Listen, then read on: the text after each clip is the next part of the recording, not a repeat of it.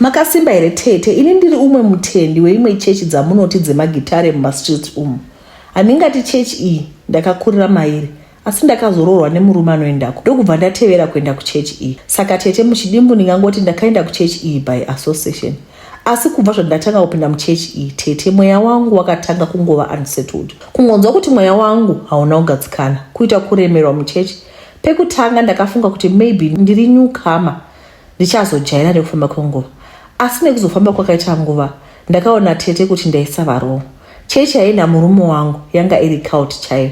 Ende dambudziko guru raivepo nderekuti murume wangu vainge vakamubata kuti dzvi, kuiswa muhari chaiko. Aiva die hard mwana wapapa. He would rather lose his life than kunzwa kuti beloved papa vake vachisvova. Tete kuti ndione kuti something hazvisi right. Zvakatanga pandakarota habi wangu akasungwa nengetani. Kubva kumakumbo kusvika kumusoro akaunganirwa netop 5 yeleadership yemuchechi. Tete ini chikuriro changu chose, hope dzangu hadzipotsi.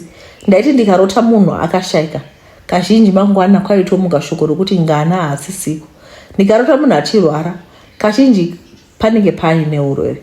Saka kurota kwandakaita husband akaiswa macheni, ndakaziva kuti aiva in some sort of bondage. Asi dambudziko hope idzi dzaisava clear. Saka ndaisaziva kuti usungwa hwahabhi hwaibva kudzinza rake here. Kuda zvimwe mapastors ainge akamuunganira vaizama kumudzikunura here, o vaitawo part of the problem. Ndakazviudza tete kuti ndichanamata kuti zvinhu izvi zvive clear, nokuti sezvandambotaura pamusoro apa kuti nyaya yapapa yaiva sensitive issue mumba mangu. Papa mumaziso ahabhi was untouchable. Habhi used to quote verse iya inoti touch not the anointed ones. Even pakaita imwe scandal yapapa yakanetsa ikabuda mapepa nawo vachinzi vainge vawanikidzwa nemukadzi vari musvo neumwe murume mumba, ndaitofamba ndichiziva kuti kufambira pamateko emasai, trading with caution chaiyo. Rimwe zuva tiri muchechi, pastor vaishamanda nendimi. Pakati peservice ndakatanga kunzwa musana wangu uchiita senge uri kuvaviwa. Tete kana paine danger inenge ichida kuitika, indotanga kunzwa kamwe kafani feeling kubva paspinal cord apa zvichikwira zvichienda kugotsi uko. Ndobva ndatanga kuvaviwa pagotsi too bad. Saka ndakabva ndavhura maziso angu because feeling yacho yanga isingachaiti. Kunoti ba maziso tete ndokuona pastor musoro wavo wavanyoka, muviri wemunhu. Kubva pahuro zvichikwidza kunosvika kumusoroko paiva nyoka. Kubva pahuro apa vainge vakatosunga tai, vakapfeka tai yavo nesuti. Ndakazungunutsa murume wangu kuti ndimuratidze zvaitika muchechi in broad daylight, asi habhi aita senge akabatwa nechive ari in trance. Kutodii no movement kubva kwaari. Ndichisumudza musoro kudai ndokusanganidza maziso napasta, face yavo yadzoka kuita normal. Ndazviona kuti vaiva zvaona kuti ndazviona. Iyi yaisava chechi, asi waitwa urombo hwakawo. Ndakabuda muchechi umu ndikanogara kucar park kusvika service yapera. Habhi akanditsvaka, ndikamuudza kuti ndainge ndisinganzwi zvakanaka. Ndofunga zvaiti kupisa plus mastrong perfume aiva muchechi umu. Uchataura kuti pane zvandaona. Kuona kwandakaita pastor ava, ndakaziva kuti zvangu ndaive ndanogofa mwena wemago. Saka nenyaya yekusada kuzikana vaizouya guns blazing, asi ndaizovagadzira. Greater is he who is in me than in the world. Iyaiva hondo yemweya kwete yenyama. Takasvika kumba paya, ndikamboti ndoda kuenda kunoona vamwene vangu. Vakazviona kuti ndaiva lolo musi uyu, vakandinyengerera kuti ndivaudze kuti chii chainetsa. Ndakavaudza zvandainge ndaona, ende mama vakabheliva. Ndaishaya sei mama nahabhi wangu vainge vasina ukama wakatsetseteka. Vakanditi vainge vakazviona nekuudzwa kuchechi kwavo, sezvo chechi yavaipinda yaitwa zvekuprofita. Saka mai vanoti mufundisi wasimba murume wangu paakazviona kuti vachera vazviziva kuti vanoita zvemishonga, vakaita brainwash Simba vachimuudza kuti vaive muroyi, ende Simba ainge azvibheliva. Vainge vabudirira kuita brainwash murume wangu zvekuti chero basa ainge asachaendi. Kuenda achingoti papa aonesa kuti ndine calling minister, a whole mining engineer, ainge akuitwa chidzoi nevarume vakuru.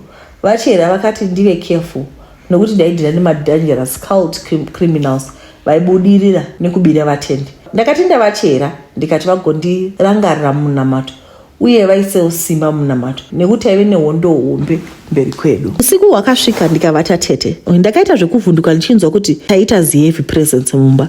Pambedha pangu painge pakakomberedzwa nemacandles, different colors, yellow, red, blue, purple, etc. Pambedha panga pakakomberedzwa the top 5 emuchechi meya vanga vakakomberedza mubhedha wangu. Simba ainge akagarisa kwaive nechikist akasungwa nemachena ndainge ndamboona pekutanga paya. Tete iyi yaisava dream asi zvinhu zvaitoitika live and direct, asi ndaita senge ndabatwa nechivi. Kuti ndisimudze maoko so handisi kugona, kuti nditaure ndarohwa nemadzikira, kuzama kusimudza makumbo hasi kumuka, kudaidzira simba simba, voice haribudi. Tete pasta vakatanga kusanduka vachiita nyoka, vachizama kundimedza sezvinoita shato zviya, vamedza tsoka vava pamabvi west. Tete ndakaziva kuti ndikasaita something ndaifira kuupenyu. Tete ndakatanga kunamata, ndaiti ndikanamata nyoka pasta vaya voregedza grip pandiri. Ndakaziva kuti mishini yapasta yaive kundiuraya. Ndaingonzi ndakafira kuope. Musi uyu ndakanamata denga rikadavira Tete, chero manzwi aisabuda, kunzwa kuti hondo yekudenga yaburuka. Pasta nyoka ndakavarwisa ndikavarova kusvika vafa. Vamwe 4 vainge vaperekedza pasta vakabuda vachimhanya ndokubva ndaenda kuna Simba ndikanobisa ngetani dzainge dzakamusunga. Simba akaita kuvhunduka achibva kuope, akati ko uri kuskrima chii pakati peusiku. Ndakaziva kuti hondo ndainge ndaiwina iyi ndaizomudza umwe musi kwete usiku wanhasi. Kuchiedza ndakafonera vachera vakanditi tinofanira kuwedzera kunamata nokuti pasta waizoita mabhundiko ekuti ndisiye sadza, asi hapana chaizotiwana nokuti muna Jesu taive takachengetedzwa. Mushure mechiitiko ichi Simba akatanga kusada kuenda kuchechi yemagitare achiti avakuda kudzokera kuchechi akakorera. Basa akatorwana ava kushandira kune imwe mine ine mukurumbira muno muZimbabwe. Ini navachera vangu tiri mabest buddies, zvekunzi vamwene nemuroora vanovengana hatizvizivi. Papa vekuchechi nevana vesangano vakazongotanga kuita retreat one by one. Top 5 yaiva kurwira maassets echechi. Ndinongotenda Mwari takadzikinura wai dzake. Mamuka sei vedu muZimbabwe load shedding musati mambona zvakadaro. Izvezvizvi ndatoti magetsi acho haasi kudzoka sekutozonoti kwatoita fault, animoza kuti vanhu vanobva vatoteka advantage yekuti kwaita load shedding mumbavha dzotoba makopa waya, saka titorina magetsi. Ndosaka ndanonoka kuposta. I hope you had a wonderful weekend. Ndonyaya yatawa nekutanga iyi vari kutivo vakarota murume wakasungwa nemakete. Ndokuzopepuka zvakare ndokuona kuti aiwa murume wanga akadosungwa nemangetani zvakare, asi vachizoita kunge vari kugwa kuhope uko vachizomuka. Nyaya yacho handimangozvinzwira moga.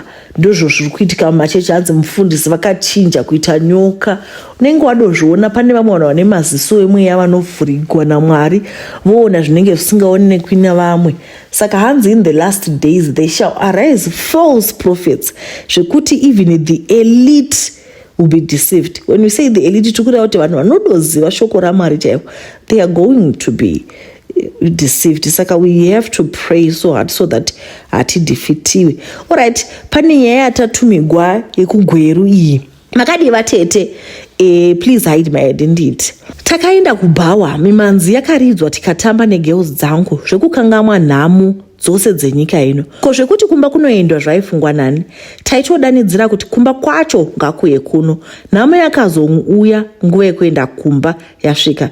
Ndaive ndakadhakwa, ndakapera kuya kunonzi nematuke ekudhakwa foshoro. Ndakatanga kurusa doro riya, koiko kutaura nekuseka ndoga. Shamwari dzangu dzaiva dzanditi tichienda kumba, ini ndikaomesa gotsi kuti papata kuramba. Shamwari dzangu dzaiva dzaoneka ndachisara ndiri 1 akazvimirira oga. Ndaive ndabheja kuti ndinobva panovhara musi weBhawa, uye ndainge ndava munhu mukuru chinouya chinoona ini. Ndipo pandakaona kuti chandainge ndagona hapana. Kuya kwatinoti kudarika moto wakapfeka nguo yeuswa. Zviya zvekuti ndaizoenda nei kumba hazvina kunge zvarejesta musoro mangu. Ndainge ndakadhakwa, ndabvumidza doro kunditonga. Ndaiziva kuti sezvo yaiva Friday hozambela vhiki, chifambiso chekuenda kumba ndaichishaya nekuti umwe wevaimbi vakuru ainge achiridza pamujamba jecha hotel. So ndaiziva kuti mota dzaive dzakawanda mumugwagwa. Handina kuziva kuti ndaironga mhepo. Ndakaita gadha zvivindi zvemunhu azora mafuta eshato, ndikatanga kufamba ndichitevera mugwagwa ndichibva paBhawa ratainge tamira. Ndakasvika paDST pataikwira makombi, ndikaona pasina kana saini yemotokari. Handiti vanhu vaenda kumagitare, rega zvangu ndimboti mire handishaye inoenda kumba chete. Cellphone ndaive nayo, asi kuti ndifonerewe taxi bhatura inge rapera ndikaona kuti yainge yafa yakalodha chekuita panga pasina. Ndakatanga kufamba ndichiedza mugwagwa unobva paDST ndichitevedza mugwagwa weVhaya Mambo. Ndichingoti pfuurei njanji yepaGain zvishoma, ndakabva ndaona malaiti emota kujeka ichiuya kwandiri. Ndakafara zvisina mukare akamboona, ndikati mudzimi yainge yandiona. Motokari yakasvika ikamira nechepamberi pangu, vaive nevanhu vaviri. Pavakangoti zvikanzi neumwe, iwe shamwari tichenjere kutakura chipoko, ari kubvepi nguva dzinodzo, ona zvichena zvaakapfeka izvi. Ndakada kuchema veduwe, vanga nditi chipoko inini, handina kumbobvira ndashayika ini. Mota yakasimudzwa zvakaipisisa. Apa ndipo pandakapusa mani. Ndakaita senge ndichachema, asi ndakazvimbisa kuti kumba ndinosvika chete. Ndichangoti pfuurei paDairy Board, pakabva papfuura imwe motokari ikandimira. Muri kuenda kupi? Akabvunza mutyara. Kumukobha, ndakapindura. Pindai tiende, hamutyi matsotsi sei munhukadzi kufamba nguva dzakadai? Ndakapinda, asi apa ndopandaipisira kutamba maclarks pamusoro pemarasha. Motokari yakamira paDairy Board, ndikapinda tete. Ko ndaigova neoption ipi? Maoption angu aiva limited. Kumukobha was a long way off. Sakwira motokari iyi ndozvega zvandaigona, ndozvaivepo panguva yacho, kusiri kufa ndekupi. Motokari yakarohwa nice tichitoona malaini ekuratidza kuti tiri kupesa nedzimwe motokari. Mutyari uyu aisava nenyaya dzakawanda, aidza music yake. Iniwo handina kuda kuita small talk wawaiwe mumusoro. Chandaingogaya ndechekuti dai ndasvika kumba ndipfodore zvangu upe dzeumambo. Tete, hamudi kuti zoziva zvakazoitika imi. Kwakaedza ndiri paraundabout iya inopesana mota dzeBristol Vhaya Mambo netown. Kubva paDairy Board kusvika patraffic circle pane distance less than 200 meters. Zvichira kuti usiku yese taingova panzvimbo imwe chete. Tete hembe yese yekumabhekilo yaive yakadambuka kuita mamvaru senge mopso. Ndakatonzwa mhepo kurova, ndikaona backside yese iri kurova nemhepo. Rujini rwandaive ndakapfeka rwaive rwasakara ruri mapisipisi.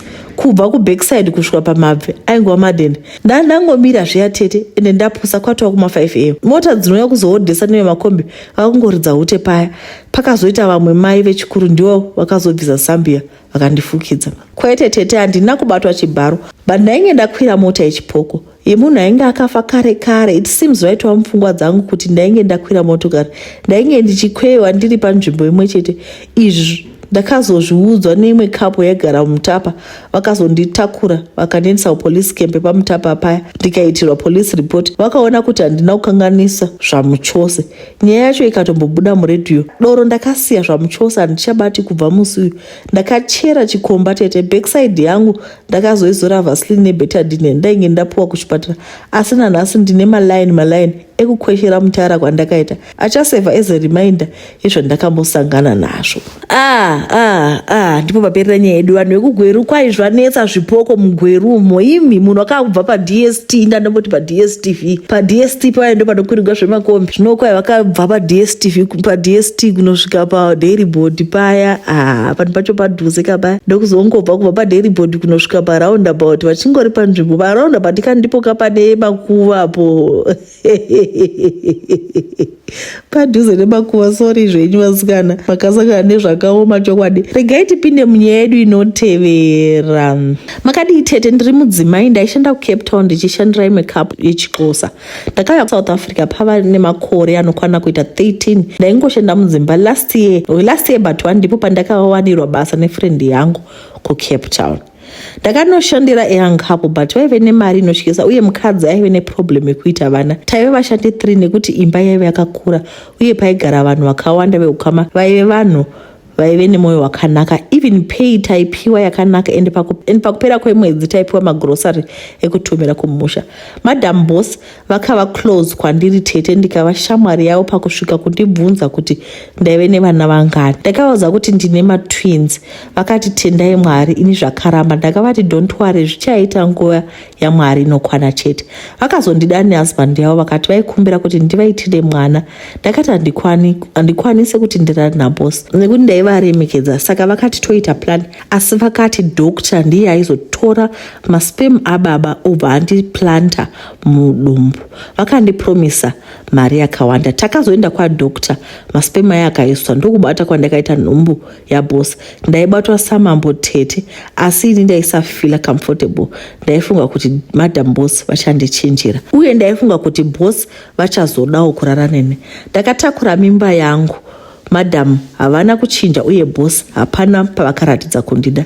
Ndakasvika 9 months ndokubara mwana wangu ari normal tete, ndokudzokera pamba ndikatanga kurera mwana uya. Mwana asvika zera rekukambaira ndakakumbira kuti ndibve pamba apa, kwete kuti pane zvaitika, asi ndainge ndakungogara pasina zvandaita. So ndakatsvakirwa flat ndikatanga kugara nemwana namaid wandakatsvakirwa, life ichiendeka, madam boss nahabi vachiuya vachizotiona. So one day ndakasiya mwana namaid, ndadzoka akandiudza kuti aona mwana achifambwa nenyoka, asi papinda yabva yangonyangadika. Asi akati pamwe ndakakanganisa kuona, niwo ndakati maybe nekuti takatarisa imba yose hatina chatakaona. Manheru iwawo tete ndakarara ndakakiya door ese, asi ndakanzwa kuti ndakunokerwa kuti mune mwana here. Ndikati ndinaye. Pandakatarisa mucodebed mwana aiva asimo, mwana aiva achichema ari padoo panze. Ndakatya ndikafonera baba vake vakauya vakati dzokai mugare kumba. Ndakadzokera zvakare kumba kwabosi. Nyoka yaingoonekwa pamwana tete, asi ini ndaisaiona. Maid ndiyo aitaura kuti pamunobuda mwana tomuona achitamba nenyoka, asi nozongonyangarika. Ndakazofamba kumasowe kwandakaendeswa namaid wandaishanda naye. Ndikaudzwa kuti mukadzi wabosi anozvara, asi vakaita mhiko yekuti asaita mwana anobva mudumbu make, asi vatsvake anovaitira mwana, then oshandisa mwana iyeye paurombo. Ndadzoka vaive vasipo, ndikarongedza zvinhu zvangu ndokutiza kuya kunongomusha. Ndakabloka manamba avo. Maid akandiendesa kumasowe. Ndakanzwa kuti ari kupenga kuCape Town ikoko. Mwana wangu tete akuita Down syndrome. Akarera muviri, manheru anozongonyoka senyoka. Pamwe tinomuka pakati peusiku ari panze, asi tarara mumba takavhara madoo ese, toshaya kuti anobuda sei. Ndatambura tete, handichazivi zvekuita. Vabatsiri vari kuti dzokera kuna baba vacho ndivo vanopedza uromba uyu, asi tete kuona kwenyu pane paacharoyonora mwana wangu vachiita mari naye here, ndokumbirawo help. Saka ini I thought kuti it was a surrogate deal yekuti unoita surrogates, inonzi surrogates, anditi unoita mwana. I don't know how the doctors do it, but vanokuisa masperm then poita whatever uconceive mwana uyo, but mwana uyo unenge uchizomupa couple. Saka that is what I expected, but vari kuti mwana vanaye. Nyaya yacho yakashurukusha. Hamene kuti zvingaitwawo sei, handisi kuti munopaonawo sei apa. Nyaya inohlisa kwazvo. Regai chipinde munyaya inotevera. Hanzi mwana wangu akarumwa nejuru akafa. Handisi kuti njuzu kana kuti juru. Tete ndiri mudzimai uye ndiri muroyi. Nyaya yangu yakadai. Ini ndiri mudzimai anogara kuSouth Park. Ndakabarirwa kuGokwe kwane mbudzi yandakakura ndichigara natete. Tete vangu vaive muroyi. Uye uroyi uhu ndewe mumusha medu wakabva kuMalawi nemadzibaba edu, nekuti ndiko kwavakaberekwa vakazouya nokuZimbabwe. So tete vafa vakandisira uroyi. Ndakatanga kuroya navo ndiine 13 years, ndipo pandakatanga kudya nyama yevanhu. Panguva iyi ndaisauraya, asi ndaipinda muguwa kunotora nyama toidya natete nemasawira avo. Tete vakazofa, ndikasiyirwa mishonga yavo, njuru nezizi nebere randinofamba naro. Ndakazoroorwa ndikatanga kugara muHarare, ndikaita mwana sikana wangu umwe. Kuroya handina kumira, ndaienda Gokwe manheru ega ega kumameeting nevaroibi yangu, tichironga kuuraya uye nekubatsira ari pajana kuuraya kuti tiwane nyama. So ndakazotenga stand kuSouth Park tete. Ndatenga kudaro ndakabva ndaita mhanza yekuwana shamwari munyaya yeuroyi. Takaita masawira vana vedu vaive same age. Sawira vangu ava vaingoti kumwana wangu muroora.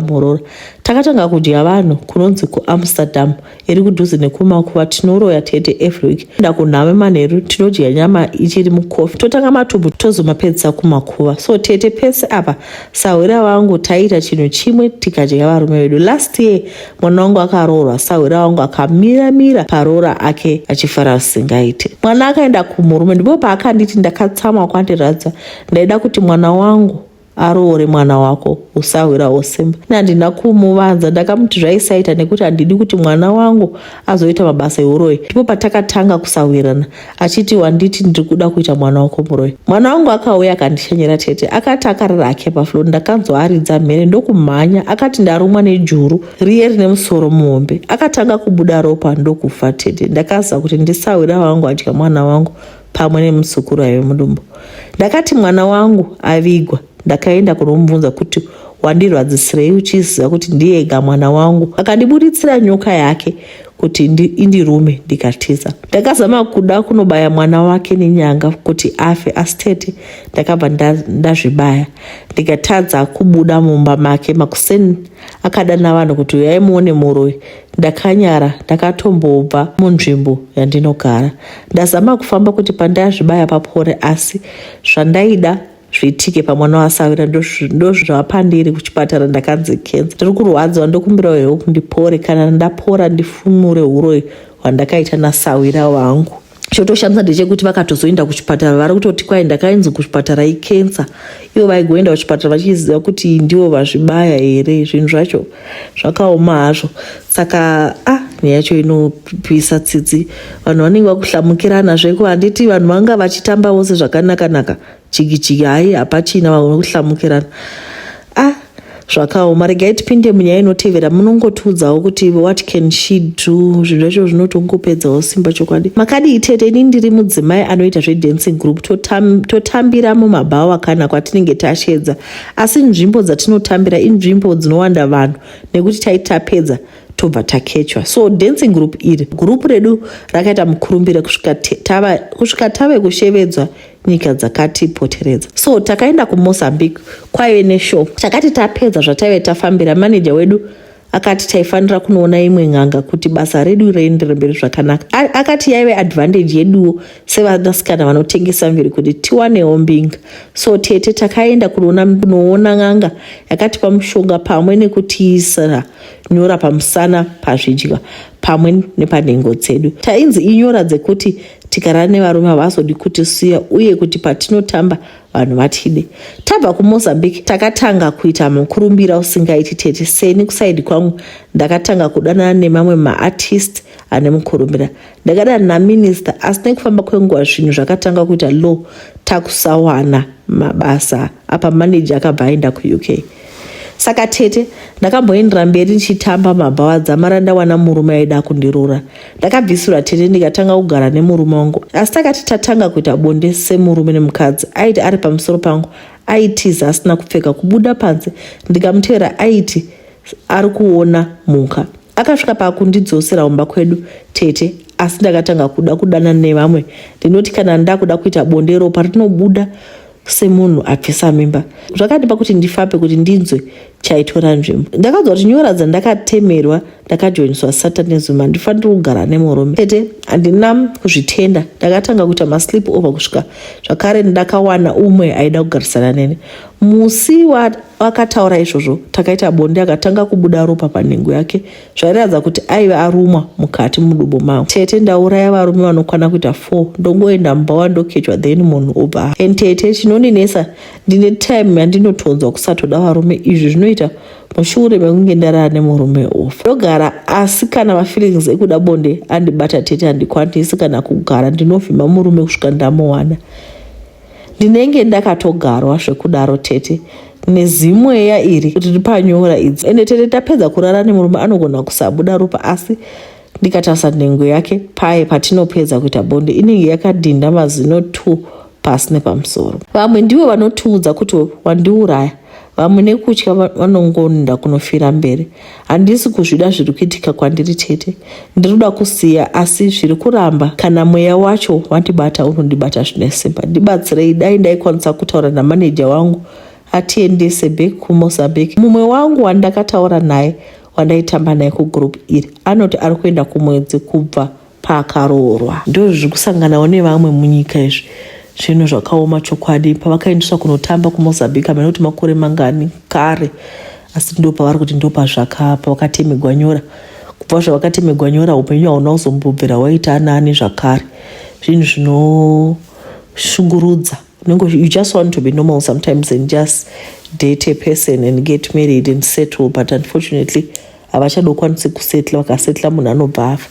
Handisi kuti tingaita sei. Nyaya 3 dzataperenga dzekupedzisira idzi nyaya dzinotihlisei chaizvo.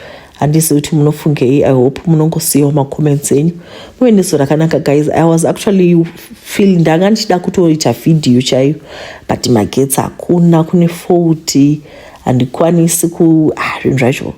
Mic yangu inoda power, saka ndatoona kuti zvakaoma. chiregai tichingoshanda nezviripo. Try kuti tirekodhe zvakare mangwana tigouya face to face. I hope you had a wonderful weekend. Muve nezuva rakanaka. Ndatenda.